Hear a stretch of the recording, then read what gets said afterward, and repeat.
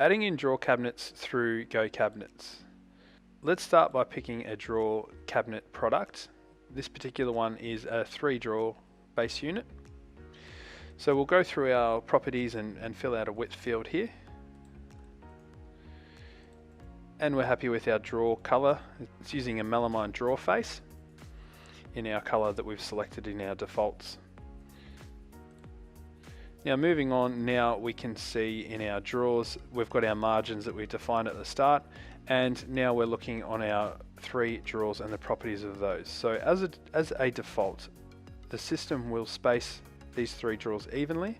However, you have the ability by changing the style from auto height to fixed height. You can then go through and change that to a size that you need. Say for example, we're now looking at a cutlery drawer in the top drawer.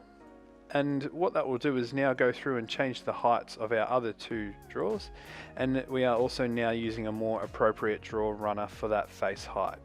So our drawer number 2 and drawer number 3 are now, as mentioned, using a bigger drawer face, and our drawer runner for our drawer 1 is using the biggest drawer it can.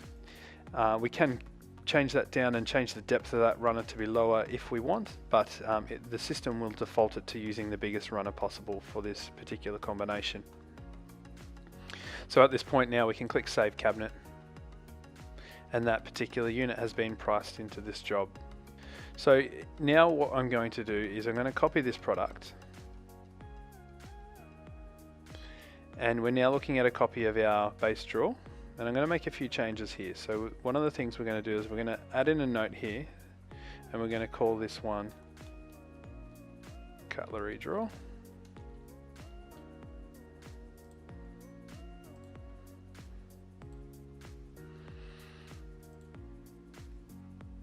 And the other thing we're going to do, if we go back into our sizes section, we're going to change this particular unit to include hardware. So for just this one drawer, we want hardware to be supplied.